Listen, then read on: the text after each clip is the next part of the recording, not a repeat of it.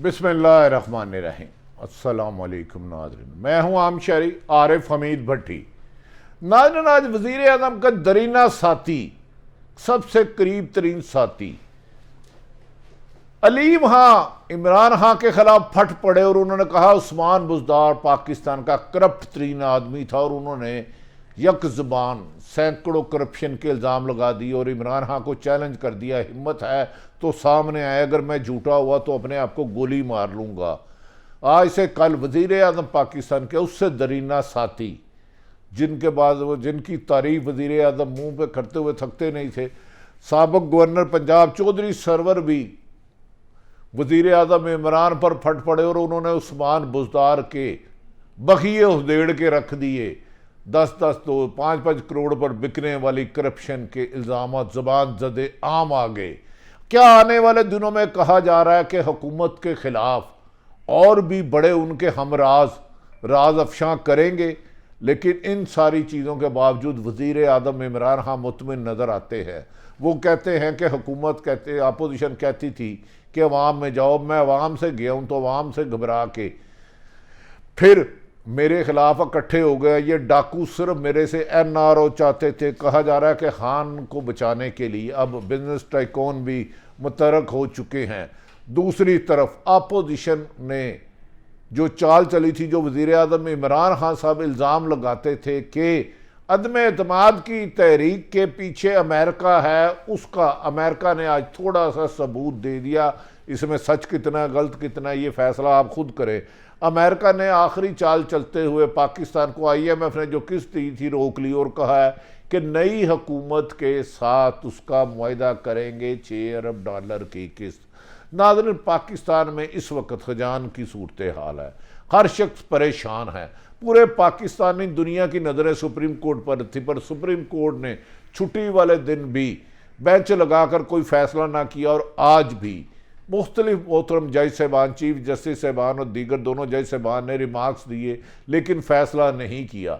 ऐसे में वज़ीर आज़म इमरान खान ने आज फिर अपोजिशन को ललकारा कि वो भाग क्यों रहे हो, मेरे से इलेक्शन का मुतालबा कर रहे थे और मैदान में आओ, मैं तुम्हें नहीं छोड़ूंगा। नाज़रीन, इस पर वज़ीर आज़म ने क्या कहा, क्या चाहते हैं, उनकी टीम ने क्या कहा, लेकिन उनके दरीना, उनके पुराने साथी, जिसके बाद बगैर इमरान खान साहब रहते नहीं थे, उनके घर आकर रहते थे, उनकी किचन कैबिनेट थी और इतलात के मुताबिक 2011 वाले जलसे के भी तमाम अखराजात अलीम खान ने पास किए थे। अलीम खान और साबिक़ गवर्नर, सीनियर वज़ीर अलीम खान और साबिक़ गवर्नर वज़ीर आज़म इमरान खान पर फट पड़े और रोज़ होशरुबा इल्ज़ामात लगाए, जिस पर वज़ीर आज़म के तर्जमानों की एक टीम ने जवाब दिया। उन्होंने कहा कि जब वज़ीर आज़म के ये साथ थे तो इन्होंने उस वक़्त ये राज अफशा क्यों नहीं किए। अगर उन्होंने इस वक्त उस वक़्त अफशा नहीं किए तो इन हुकूमती तर्जमानों ने उस वक़्त इन पर इल्ज़ाम भी नहीं लगाए। नाज़रीन, बात यह है कि आज जो बहुत सारी गुफ्तगू हुई है, वज़ीर अलीम खान ने जो की है वो बहुत ज़्यादा काबिल तकलीफ़ है और इमरान खान का इम्तहान है। कभी यकीन है कि गैर जनरल हल्के कहते हैं इमरान खान साहब को अपनी दयानतदारी साबित करने के लिए चौधरी सरवर और अपने सीनियर वज़ीर अलीम खान के इल्ज़ामात के लिए जुडिशल कमीशन बनाना होगा, क्योंकि इमरान खान पर ख़ुद करप्शन के इल्ज़ामात नहीं, लेकिन उस्मान बुज़दार ने उनकी ज़ात पर भी कीचड़ उछालने का लोगों को मौका दे दिया। इमरान खान के सबसे करीबी, सबसे बड़े नाकदीन बन गए। अलीम खान ने अलम बगावत बंद कर दिया और कहते हैं कि इमरान खान झूठ का लबादा ओढ़े हुए है, पार्टी को बहुत सपोर्ट किया। इमरान खान को एक एक मैसेज मेरे पास महफूज है। उन्होंने कहा मेरे मोबाइल पे वो राज है कि मैं जिस दिन लाऊंगा तो इनका दुनिया के सामने चेहरा गनवाना नज़र आएगा। बड़े संगीन इल्ज़ामात लगाए मुबैना तौर पर। उन्होंने कहा कि इस मौके पर उन्होंने कहा मेरे टेलीफोन में सबूत है, उस्मान बुज़दार के करप्शन के सारे सबूत भी मौजूद हैं। उन्होंने कहा ये मैं वज़ीर आज़म इमरान खान को भी देता रहूँ और पाकिस्तान की एजेंसी भी वज़ीर आज़म को उस्मान बुज़दार के ना ख़त्म होने वाले करप्शन का सबूत मुहैया कर चुका है, लेकिन वज़ीर आज़म का इसके बावजूद भी इनको सपोर्ट करना काबिल हैरत है। पाकिस्तान तहरीक इंसाफ PTI के मुनर्रफ रुकन जो एक वक्त दूसरा इमरान खां कहलाते थे। इमरान खां की 2007 की टिकटें उनकी बांटी थी। 2011 को जो इलेक्शन इमरान खां ने 28 अक्टूबर को मिसाली मीनार पाकिस्तान किया था, उसके अखराजात और इंतजाम सारे अलीम खां साहब के पास थे। आज उन्होंने इमरान खां के साथ भी बगावत कर दी है। अलीम खां ने इमरान खां पर तनकीद करते हुए कहा 183 अरकान PTI के हैं, पर इमरान खां को एक भी बंदा नहीं जचा जिसको PTI का वजीर आज़म नामजद करते। उन्होंने कहा कि आपने को पंजाब का सबसे बड़ा डाकू, जिसको इमरान खां यानी कि परवेज़ लाई को कहते थे, इसे सबको कह रहे हैं कि गुलामों की तरह वोट दे, हम ये जुल्म नहीं करेंगे। हमने कभी अलीम खां के मुताबिक, उन्होंने परवेज़ लाई को डाकू नहीं कहा, इमरान खां ने कहा था। तो इमरान खां इसका जवाब दे कि पूरी पार्टी क्या गुलामों की है कि उनके कहने पे जिसको वो डाकू कहते थे आज उसको दे दिया। अलीम खां ने कहा हम गद्दार बन गए, चीमा और सालक को भी कहो कि वो गद्दार हैं। सालक साहब है चौधरी शुजात साहब के साहबजादे, और तारक बशीर चीमा है जो काफ लीग से थे, लेकिन इमरान खां की हुकूमत में 3.5 साल वजीर रहे, उन्होंने भी अपोजिशन का साथ दिया है। इस मौके पर अलीम खां का कहना है कि पैसे हमारे लगे, हमसे ज़्यादा किसी ने पार्टी पे कुर्बानी दिया तो इमरान खां को चैलेंज किया कि उसका नाम सामने बनाए। अलीम खां पर इल्ज़ाम लगाओ तो सही कि इसने पैसे लिए हैं। मुझे आप और इन लोगों पर अफसोस होता है जो इल्ज़ाम लगाते हैं कि मैंने 2010 और 2018 तक बहुत ज़्यादा मुश्किल वक्त आपके साथ गुजारा और मुझे कारोबारी नुकसान का भी सामना करना पड़ा, लेकिन अलीम खां के मुताबिक मैंने इमरान खां का साथ नहीं छोड़ा। अलीम खां ने इमरान खां को मुखातिब करते हुए कहा कि अमेरिकी सफ़ीर को आपके साथ आपके घर मिला था, क्या वो भी गद्दारी थी? आपने असम्बली तोड़नी थी तो पहले तोड़ देते। कौम के सामने कह रहा हूं, जिस दिन वोट दूंगा इसके 2 दिन बाद मैं PTI से इस्तीफ़ा दे दूंगा और रुकन असम्बली से भी इस्तीफ़ा दे दूंगा। अलीम खां ने मजीद कहा कि जहांगीर तरीन के बेटों और बेटियों के खिलाफ भी आपने पर्चे कटवाए। जहांगीर तरीन से ज़्यादा तो दुनिया में आपका मौसन कोई नहीं था। आपको कोई शर्म नहीं आई कि आप अपने मुखलस साथियों को जेल में डाल दिया। उस्मान बुज़दार की एक एक करप्शन आपको बताई गई, यानी कि अलीम खां कहते हैं इमरान खां को बताई गई, पर उन्होंने हमेशा गोल कर दिया। जो आपके साथ है वो मुहिब वतन है, दूसरे गद्दार है। आप क्या मुल्क के मामे हैं? अलीम खां की आज ज़ुबान सख्त थी और गुस्से भरी थी, ये सच है। अलीम खां ने कहा फराह बीबी ने बहुत रिश्वत ली है। मेरे ज़राए ने बताया है कि वो मुल्क से भाग गई है और खान साहब की फैमिली के बारे में कुछ नहीं कहूँगा। अच्छी बात है, फराह बीबी ने बहुत रिश्वत लिया। फराह बीबी ट्रांसफ़र, पोस्टिंग और जो वज़ीर आला Punjab 4-4, 5-5 crore DC, commissioner, secretary ठेकों पर पैसे लेते थे। उन्होंने मज़ीद कहा कि अगर खान साहब अगर बुज़दार को वज़ीर आला पंजाब बनाना था तो मुझे नैब के पास भेजने की क्या ज़रूरत थी? मैं तो कभी नैब के दफ्तर भी नहीं देखा था। जैसे ही मैं मुंतखब हुआ आपने मुझे 4 दफ़ा नैब के दफ्तर भिजवा दिया, तलब करवाया। जैसे ही मैं एक दफ़ा नैब में बैठा था तो आ गई उसकी तकरीर के आगे आगे TV पे के उस्मान बुज़दार जिसे हम जानते नहीं थे उसे वज़ीर आला बना दिया गया।